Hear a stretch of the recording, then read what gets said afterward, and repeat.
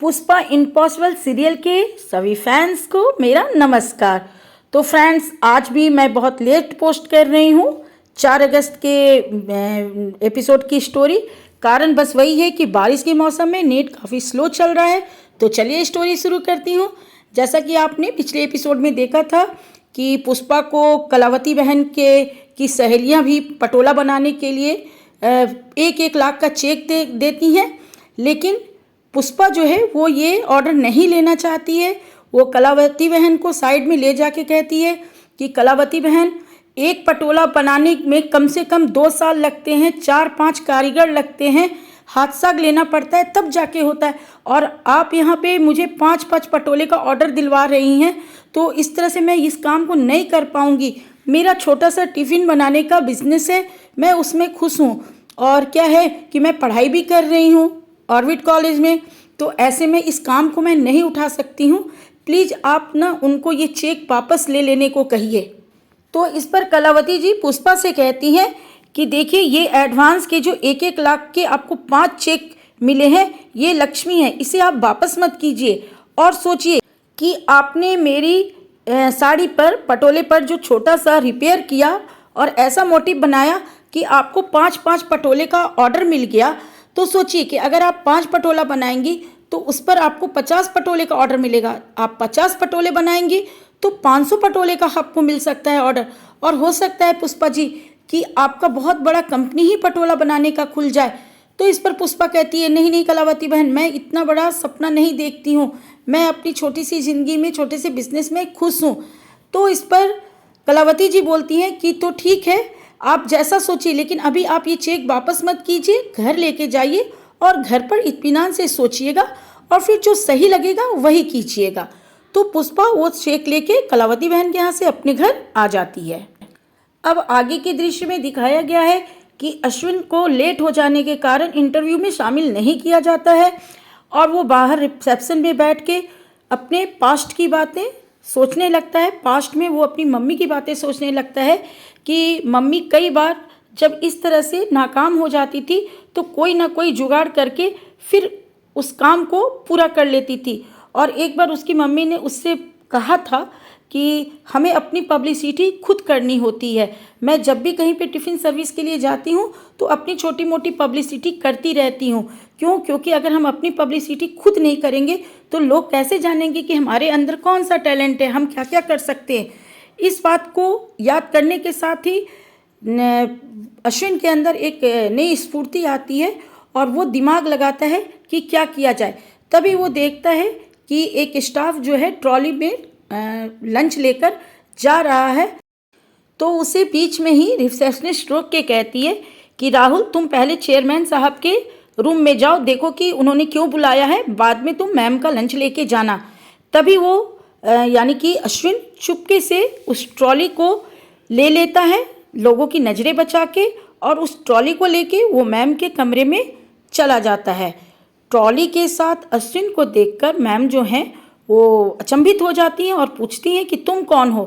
तो अश्विन पूरी तरह से खुलकर बताता है कि मैं इंटरव्यू देने के लिए आया था और किस प्रकार मैं एक बुजुर्ग की मदद करने लगा, जिसके कारण कि मैं इंटरव्यू में लेट हो गया, और ऊपर से लिफ्ट खराब होने के कारण मैं 8वें माले पर सीढ़ियों के रास्ते आया हूँ। तो इस पर वो मैम कहती हैं कि ये सब एक्सक्यूज़ देने से कुछ नहीं होगा, हमारे यहाँ का जो हमारी कंपनी का रूल है वो बहुत सख्त है, और हम आप किसी भी किसका एक्सक्यूज़ दीजिए, अब आपका इंटरव्यू नहीं हो सकता है। तो इस पर अश्विन कहता है कि मैं सिर्फ चाहता हूँ कि एक बार आप मेरी बातों को सुन लें, जो मैं आपसे कहना चाहता हूँ। तो वो मैम बोलती है कि हमें आपकी कोई भी बात नहीं सुननी है, आप यहाँ से जा सकते हैं। उसके बाद अश्विन वहाँ से जाने लगता है तो मैम उससे कहती है कि एक्सक्यूज़ मी, क्या मैं अश्विन ये जान सकती हूँ कि आप हमारी कंपनी टॉप रैंक के बारे में क्या जानते हैं। तो जैसे कि अश्विन को पर लग गया हो, वो फटाफट उनकी कंपनी के बारे में कई चीज़ें बता देता है, जिसे सुन के वो मैम तो खुश होती है। और फिर अश्विन उनसे कहता है कि मैम, आप मुझे नौकरी दें या ना दें, मेरा इंटरव्यू ले या ना लें, पर मैंने आपकी कंपनी के लिए काफ़ी रिसर्च किया है जो कि इस पेन ड्राइव में है, आप एक बार मेरा रिसर्च देख लीजिएगा। और वो पेन ड्राइव उस मैम को दे देता है, लेकिन मैम अश्विन के जाते के साथ उस पेन ड्राइव को एक डस्टबिन में फेंक देती हैं। अब आगे की सीन में दिखाया गया है कि पुष्पा अपनी बहू के साथ चाय पी रही है और सामने टेबल पर वो 5 चेक रखा हुआ है जो पटोले के लिए एडवांस में कलावती बहन और उनके फ्रेंड्स ने पुष्पा को दिया है। चेक देखकर दीप्ति कहती है कि मम्मी मुझे भी लगता है कि अब आपको पटोले की एक कंपनी खोल ही लेनी चाहिए। तो उस पर पुष्पा कहती है कि हाँ कैसे खोल लूँ, तुझे पता है कहाँ से मैं लाऊंगी 5-7 हाथ साग। उसके बाद एक पटोले को बनाने में जो 5 कारीगर लगते हैं तो यहाँ पे 25 कारीगर की बात होगी 5 पटोले के लिए, वो कहाँ से लाऊंगी।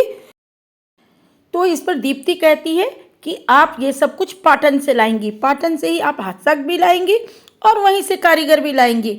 तो पुष्पा कहती है कि तू इन बातों को जितना आसान समझ रही है ना दीप्ति, ये बातें उतनी आसान नहीं है। तो दीप्ति कहती है कि मुझे आपके बारे में मालूम है, आप मेरी माँ हैं और मैं जानती हूँ कि आप सब कुछ कर लेंगी और मुझे तो आपके अंदर वो सारा टैलेंट दिख भी रहा है। तो पुष्पा कहती है कि ठीक है मैं सारी चीज़ें पाटन से ले आऊँगी, हाथ साग भी कारीगर भी, लेकिन उन सबको रखूँगी कहाँ। तो इस पर दीप्ति सोच में पड़ जाती है। तभी बाहर से एक अजीब सी बदबू आने लगती है। उस बदबू से परेशान होकर दोनों सास बहू यानी कि पुष्पा और दीप्ति नाक बंद कर लेते हैं और उसके बाद वो लोग बाहर देखने आते हैं। तो देखते हैं कि चौल में तो अजीब नज़ारा है, सारे चौल वाले ही बाहर हैं और सभी को एक ही परेशानी है कि बाहर से इतनी बदबू क्यों आ रही है। तभी आमिर भाई बोलते हैं कि मलिक कचरा पेटी में से 3 दिन से कचरा उठाने वाला नहीं आया है और इसलिए नहीं आया है क्योंकि म्यूनसिपैलिटी में 3 दिन से हड़ताल चल रहा है, जिसके कारण लोकल कॉरपोरेटर भी इस काम को नहीं देख रहे हैं। बापोद्रा भी इस मैटर को लेके काफ़ी परेशान है। तो वो कहता है कि देखता हूँ मैं कुछ करता हूँ। तभी प्रार्थना कहती है कि पापा हम एक काम कर सकते हैं कि इस समस्या को सोशल मीडिया पर डालें। अगर सोशल मीडिया में इससे संबंधित म्यूनसिपैलिटी से संबंधित एक ऐप है, अगर हम उस पर अच्छा से वीडियो बना के और अच्छा से एक एप्लीकेशन लिख के वहाँ पे अपलोड करेंगे तो वो डायरेक्ट म्यूनसिपैलिटी कॉरपोरेशन के इस पर चला जाएगा, साइट पे चला जाएगा और वो लोग तुरंत एक्शन में आएंगे। तो इस पर बापोद्रा कहता है नहीं नहीं ये सब की कोई ज़रूरत नहीं है, बापोद्रा ऑफलाइन वर्क में विश्वास करता है। तो प्रार्थना कहती है नहीं पापा आपको सोशल मीडिया की ताकत का अंदाज़ा नहीं है। आज की तारीख में अच्छे से उपयोग किया जाए तो सोशल मीडिया की ताकत असीम है।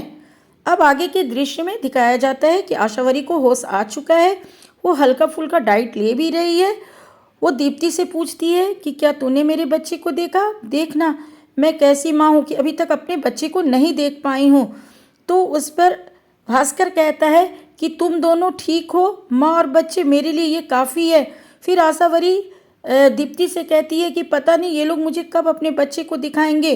तो शोभा जी कहती है कि बेटा पहले तू ठीक हो जा, तो तू अपने बेटे के साथ खूब खेलना, जी भर के उसे देखना। तब अब आगे के सीन में दिखाया गया है कि शेतलवार अपने असिस्टेंट सुनील से कहता है कि ये जो पटोले पर तुमने 3.5 लाख का टैग लगाया हुआ है, इस टैग को बदलो। हमें अभी 3.5 लाख में नहीं, कम से कम 4 से 5 लाख में पटोले को बेचना है। पटोले का व्यापार में बहुत पैसा है और हम जितना ज़्यादा इसे महंगा करेंगे हमारा मार्केट उतना ऊंचा होते जाएगा। उसके बाद वो सुनील से पुष्पा के हाल चाल पूछता है, कहता है कि आजकल पटोले पर पुष्पा क्या काम कर रही है, सुना है उसे कलावती जी ने 5-5 पटोले का ऑर्डर दिलवाया है। तो सुनील उस पर कहता है कि साहिब जी ये बात आपको कैसे पता चली। तो शेतलवार कहता है कि मैं एक ऐसा बिजनेसमैन हूँ, एक ऐसा व्यापारी हूँ कि अपने सारे विरोधियों का पूरा खबर रखता हूँ और इस वक्त तो मेरी सबसे बड़ी दुश्मन और मेरी सबसे बड़ी विरोधी पुष्पा है, तो क्या मैं उसकी खबर नहीं रखूँगा। अब अगले सीन में दिखाया गया है कि चौल में लोकल कॉरपोरेटर आया हुआ है और वो बापोद्रा के साथ सही से बात नहीं कर रहा है, उसके साथ तू तू मैं कर रहा है। तो इस पर बापोद्रा भी चिढ़ जाता है और आमिर भाई भी गुस्सा जाते हैं और आपस में सबकी बहस होती है। तभी बापोद्रा कहता है कि आप जो ये व्यवहार कर रहे हैं ना, वो देखिए सामने एक मोबाइल पे ये सब कुछ रिकॉर्ड हो रहा है और आपका जो ये वीडियो बन रहा है ना, रिकॉर्डिंग जो हो रहा है ना, ये हम आपको सोशल मीडिया पे अपलोड कर देंगे और ये जो है ना म्यूनसिपैलिटी तक चली जाएगी। आपको सोशल मीडिया की ताकत नहीं मालूम है, लेकिन मुझे मालूम है, क्योंकि मुझे आज के यूथ ने बताया है, आज के बच्चों ने बताया है, और मैंने खुद इसे महसूस किया है कि सोशल मीडिया में बड़ी ताकत होती है। बापोद्रा के ऐसा कहने के बाद वो लोकल कॉर्पोरेटर जो है वो तुरंत संभल जाता है और कहता है कि नहीं नहीं, बात को इतना ज़्यादा बढ़ाने की ज़रूरत नहीं है, मैं तुरंत इस कचरे को साफ करवाने की कोशिश करता हूँ। और उसके बाद वो उसकी सफाई में लोगों को लगवा देता है। तब बापोद्रा कहता है कि अरे प्रार्थना बेटा, मैं तो आज खुश हो गया, तूने मुझे सोशल मीडिया की ऐसी जानकारी दी। और उसके बाद वो कहता है कि आज के बच्चे बहुत स्मार्ट है, और राशि तू भी कितनी स्मार्ट है। और चिराग, इतना ही चिराग का नाम लेता है तो उसे होश आता है कि अरे ये मैंने किसका नाम ले लिया, और वो बीच में ही रुक जाता है। चिराग बापोद्रा के इस व्यवहार पे मुस्कुराने लगता है और पुष्पा को तो हंसी ही आ जाती है। अगले सीन में दिखाया गया है कि पुष्पा अपने बच्चों के साथ खाना खा रही है, और खाना खाने के ही वक्त वो अश्विन को कहती है कि जाने दे, इंटरव्यू छूट गया तो कोई बात नहीं, लेकिन तूने परोपकार तो किया ना, उस बुजुर्ग की मदद तो की ना। उसी समय चिराग के मोबाइल पे कोई मैसेज आता है और चिराग हैरान होता है। वो सबसे पहले मोबाइल अपनी मम्मी को दिखाता है, यानी कि पुष्पा को, कहता है कि उस दिन मैंने कैफ़े में बैठकर एक पत्रकार की मदद की थी, उसका स्केच बना दिया था, और ये देखो मम्मी, ये स्केच कई अखबारों में छप गया है। उसके स्केच को अखबारों में देखकर सब पूरा परिवार खुश होता है, राशि खुश होती है, दीप्ति, अश्विन सभी खुश हो जाते हैं, और चिराग तो बहुत खुश हो जाता है। पुष्पा अपने बच्चों से कहती है कि बस तुम लोग इसी तरह से ईमानदारी से जीवन में आगे बढ़ो, यही मेरा सपना है। उसके बाद पुष्पा, आगे का सीन दिखाया गया कि पुष्पा कॉलेज आती है, तो उसके जो दो फ्रेंड्स हैं वो लोग कहते हैं कि बधाई हो पुष्पा आंटी, सुना है आप पटोले बना रही हैं। तो पुष्पा कहती है क्या बनाऊंगी पटोले, पटोला बनाना क्या कोई खेल है, एक पटोले का मोटिव बनाने में मुझे 2 महीने लग गया। तो उस पर उसके फ्रेंड्स कहते हैं कि लेकिन आंटी, जब आपको इतना बड़ा ऑर्डर मिला है तो उसका जुगाड़ भी हो जाएगा। तो पुष्पा कहती है कि कैसे जुगाड़ होगा, कहाँ से हाथ साग आएगा, क्या मुंबई में मिलेगा, और ये कारीगर कहाँ से मिलेंगे। तो वो लोग कहते हैं कि सब कुछ हो जाएगा पुष्पा आंटी, हमारे कॉलेज में कई ऐसे स्टूडेंट हैं जो पटोला सीखना चाहते हैं, वो लोग आपसे पटोला सीख भी लेंगे और आपको पटोला बनाने में मदद भी कर देंगे। तो उसके बाद पुष्पा कहती है कि क्या ऐसा हो सकता है। तो वो लोग कहते हैं कि हाँ बिल्कुल हो सकता है आंटी। तो पुष्पा कहती है कि तो ठीक है, मैं आगे फिर फ्री होके इस पर बात करूँगी, अभी मैं क्लास करने के लिए जा रही हूँ। उसके बाद पुष्पा जो है वहाँ से क्लास करने के लिए चली जाती है, लेकिन इधर दिखाया जाता है कि वो जो दोनों स्टूडेंट जो हैं पुष्पा को बेवकूफ़ बनाते हैं, क्योंकि थोड़ी ही दूर पर सुनील खड़ा है और वो लोग उसको थंब दिखा के इशारा कहते हैं कि हमने पुष्पा आंटी को वो कह दिया है जो आपने कहा है। यहाँ पर ये लगता है कि ज़रूर ये दोनों सेतलवाड़ के आदमी के लिए काम किए हैं, यानी कि पुष्पा के अंदर से ये बात निकलवाए हैं कि पुष्पा पटोला किस प्रकार से बनाने का सोच रही है। तो फ्रेंड्स, 4 अगस्त के एपिसोड की कहानी बस यहीं तक थी।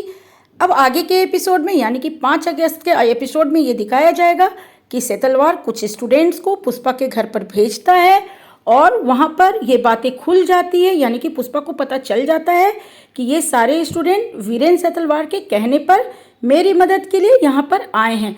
तो फिर आगे पुष्पा क्या करती है ये तो हम लोग आगे के एपिसोड में देखेंगे। तो फ्रेंड्स, आज के लिए बस इतना ही। मैं फिर मिलूँगी 5 अगस्त के एपिसोड की कहानी के साथ। तब तक के लिए बाय बाय।